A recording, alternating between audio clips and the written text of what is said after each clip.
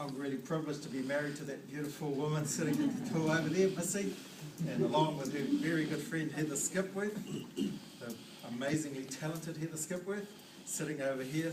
They are the kanohi of Ironmāori, and as well as trustees on Te Timatanga Araro Trust, along with Lee Grace sitting at the back of the room, keeping an eye on everyone and everything as he does, and myself and Wayne, Heather's husband. We're kind of like the driving force along with Lee's wife, Kitty Bird, Dr. Kitty Bird, that works here at the Tai Whenua, driving this kaupapa along with all of you guys, because we couldn't do it without your guys' support. And so I just want to mihi to you guys tonight for coming along tonight for this first kind of information evening for 2013. Probably what we want to talk about tonight, we give you just a wee bit of background on where we've come from for those of you that are new to the kaupapa and that have come along. And so those that are new to the kaupapa, let you know a wee bit about our journey, and then we have a wee bit of a kōrero about some of the support systems that we've got in place to support you all as you're going through your journey in terms of training for whatever event that you are doing or that you've signed up to do. We've got we'll show our motivational DVD that we developed a few years ago, again to give you a better understanding of the Ironmāori kaupapa and the support that we do. So I suppose what we did, probably back in 2007, Heather and Missy rocked along to they started doing triathlon events. Heather used to be a lifestyle coach here at the Tai Whenua. Missy happened to be referred along as one of her clients, and I think Mana will attest to that because he was a client as well. And they would do all sorts of stuff in terms of improving their health and well-being. Heather and Missy went along to a duathlon at Clive in 2007 with our niece Tamari McGregor, and who else? Heather, was it just the three? It was just the three of you, eh? And only Māori wahine there, only Māori wahine that had signed up to that event, and they won the women's category for teams. And they, I remember I was up at the hospital with my queer, and Missy texted and said, oh no, we've just finished the duathlon. Or get a text back, oh, how did you get on? She goes, oh, we won. And I text back, oh, whatever. And she comes to the hospital, we won it. So at that point in time, I think they kind of realised two things. One is that I think we kind of could be pretty good at this stuff, Māori, and two, there weren't really many Māori there, so what can we do to help make it a more encouraging environment for Māori to be able to go along and participate in these types of events, because they had come to the end of their, I suppose, sporting careers in terms of team sport.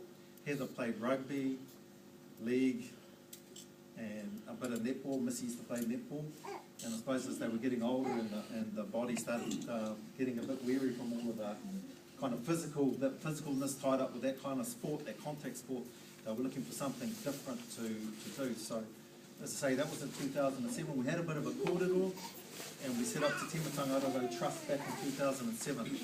And we ran a hikoi event out at Pakipaki called the Kakirawa Fun Run in Hikoi. And it was based at Pakipaki School. And in 2007, in that first year, we didn't have an entity, so we umbrellaed under my brother Tom Cooper's entity, Cooper International, a martial arts, and to get our first event going. And then the next year, we ran it again, our second event. And the first year we had about 90 whānau turn up to that event. So we thought, gee, this is really cool. And then the next year we had a similar number, and we ran it on Mother's Day. And when we set the date, we didn't realise it was Mother's Day. And then when we ran it, we thought, oh no one's going to come. And yet we had about 100 turn up, and there was all these mothers turned up. And they thought, what a better way to spend Mother's Day than to go for a 10K hikoi or with their mokopuna. And then that in 2009, Heather and Wayne went to Ironman. Missy and I went along with about 20 other people to total with them. It was their first ever Ironman. And when we came back, Heather said, let's run a half Ironman. And we thought, why not? We had no idea what we were doing, what we were getting into. So we approached the Hawke's Bay Multisport Club. Jeanette Cooper came on board. and we started out pulling together this half Ironman. Now in 2009 we had just under 300 people register to do our first ever Indigenous run half Ironman in the world. And we were stoked, we were over the moon, and we thought it was absolutely amazing, and what a huge event. We got just under 300 people turn up. The next year, it doubled in size. We had 600 people, and it sold out. On the first year, we were taking registrations right up to the day before the event. The next year, it sold out in about 4 weeks or so. It sold out, and we doubled our numbers, and we were like, oh my goodness, 600 people, how are we going to manage this? But again, working with the Hawke's Bay Multi-Sport Club, and then we started getting whānau that had done it the year before that would come on and support us and help us, and that went off really well. The next year, it sold out online in about 8 minutes, 1,500 people, and for us that was quite a big thing, because you can talk about 1,500 people, you can write 1,500 people down, but until you see 1,500 anxious, nervous people in wetsuits, it just kind of blows you away. And when you're so tied up, buried in the thick of planning it all, you have all these crazy things that go through your head, like the thing that went through my head is, oh my goodness, we haven't got enough waterloos, or we haven't got enough. But again, the event went off, it was amazing. That year though, we ran our first tamariki and rangatahi event. And for me, that was probably the highlight of that weekend for us, was seeing our little 7 and 8 year olds with their swim caps on and their goggles and in Pandora Pond swimming. And kids are amazing because they don't feel the cold like adults. You know, kids just want to get in and do it, and they just want to enjoy it, whereas adults, oh, is it going to be calm tomorrow? Is it going to be cold? You know, will I need to wear the 5 mil wetsuit or the 3 mil? You know, all that sort of stuff. Kids, no problem later. Kids are just in there. Last year we sold out online. We broke the system, we broke the registration system. I think it's starting to get a bit like the Sevens tickets now. 2,100 people sign up to do the event. And this year now, as you may or may not be, we've got 2,500 people registered to do the half Ironman in December. We've got 2,000 people currently registered to do the quarter Ironman in October. We ran our first ever event in Waitara and Taranaki this year in April, and we had 60 tamariki do the tamariki event on the Friday night, and 400 people do the triathlon, short course triathlon on the Saturday.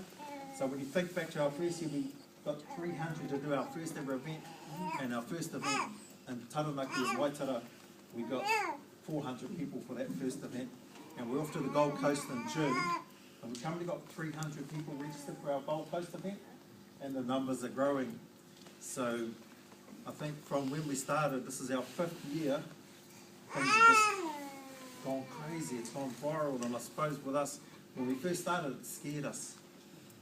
The growth was so phenomenal, we were literally scared, and what we were afraid of was that we would be missing opportunities to well our people. And that's our focus, and it still is our focus. It's about the health and well-being of our people, and we've got some amazing stories that we can tell and that you guys probably know. So we knock on the door of the DHB and the Ministry of Health and say, we're doing some really amazing stuff, we reckon, with our Māori people and their health, and they say, where's the evidence? And we say, oh, well, we get all of these people that turn up to this event, yeah, but so do Ironman. And so what we were able to do about 10 months ago was commission a research document that was completed about a month ago. And this is it, and it's based on 9 in-depth case studies of 9 participants, and just the impact that it's had on them. And we've used, the researchers used Sue Mason Jury's Te Wharatapa Whā model to measure their progress in terms of their whānau, their hinengaro, their wairua and their tinana. And it's a really amazing read. So now we kind of can go back to those organisations and say, no, here's the evidence. So, so we've been on quite a big journey in the last 4 years, moving forward. Some of you have been on that journey with us from day one. When we first decided to do a half Ironman, there weren't too many people around that had could see the vision that we could see. And I suppose one of the things that we're really grateful to the Hawke's Multisport Club, Jeanette and Gilly Cooper and Ngāti Kahunguna Iwi, who arrived from day one, and Whānau kind of saw that vision and have supported us and been there supporting us on this journey. Now we're getting lots of people coming on board and supporting, but in those early days when we really need the support, or we really needed it, we didn't quite have it there. But we've been that support has been able to grow with us. So yeah, that's we in a short kind of snapshot. That's our journey we've been on. People will say to us now, "What is that one thing that you think makes Ironmāori so successful?" And we generally respond, "There is no one thing. There's a combination of things that we think is really attributes to the success of the kaupapa." One of the things that I keep telling people, I think the success too is where we have two wahine tō fronting our kaupapa. Missy and Heather, they're from here, born and bred. Yeah, Missy's Cook Islander, but she might as well be Kaungunu.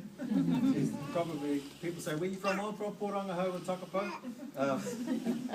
But that's where her parents worked and that's where she grew up. Heather from Pakipaki. So I think that's probably one of the successful things that we have. The other thing is, I think, is the brand name Ironmāori that Wayne had created and had given to us to use. And I think that brand name, there's something about it that gives us all ownership in it. And it's now developed into an international brand. And we're flat out getting our lawyers to get it copyrighted that around the world now, because we're finding people are setting up, printing all sorts of stuff with Ironmāori on. And I suppose when you put in the hard yards that we have over the last 4 years, we need to do everything to protect that. So yeah, that's, as I say, that's a little bit about our journey and what we're doing. So I think Tio's got our motivational DVD that we'll rip into very shortly. And then we'll, Heather will have a kōrero about some of the things that you will need to kind of consider as part of your journey moving forward. A wee bit of an update on the training and support groups that we have, because we've started our Saturday cycles and the swim squads are starting and so on, so we'll let you know when and where those are, and so you can come along and support that. And then Heather, as she usually does, will pick out someone that has a really inspiring story to tell you about their journey. So when she gets up, put your hand up, pick me. So I want to get up and talk to you about my story. And then after that we'll have a bit of a question and answer, and then we'll close off. Thanks, bro.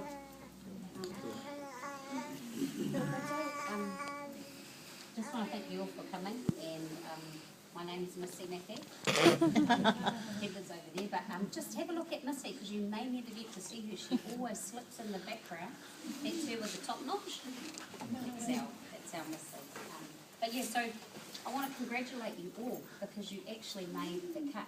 Like you went online and you made the cut of Ironmāori, and there's probably hundreds and hundreds of people out here that still want to be on or in Ironmāori. The day of registrations, I take my cell phone off, take my landline off for the people that know my landline, and I don't answer my emails, because I can promise you that once the registration's closed, my emails go like this, and people are begging to get into Ironmāori.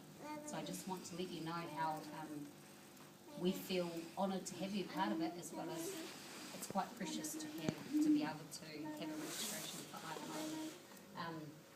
We're going to play it's a 9-minute DVD, and it's either going to scare you or it's going to motivate you. Probably 70% it's going to scare you at the start, and then by the end you're going to be really motivated. You're going to want to go home and get your togs and your runners and your bikes and go for a train straight away. But it's about 4 actually, really inspirational people that started the journey in 2009, I think it was.